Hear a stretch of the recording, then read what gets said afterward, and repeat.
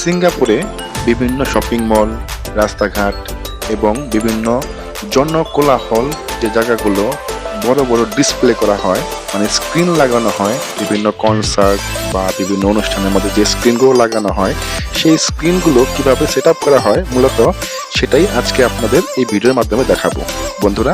তো আপনারা দেখতে পারতেছেন সেই বড় বড় স্ক্রিনগুলো এখানে সেট আপ করা হচ্ছে। আর সেট আপের আগে যে কাজগুলো থাকে সেই কাজগুলোই এখানে তারা আস্তে আস্তে সব অ্যাসেম্বল করতেছে।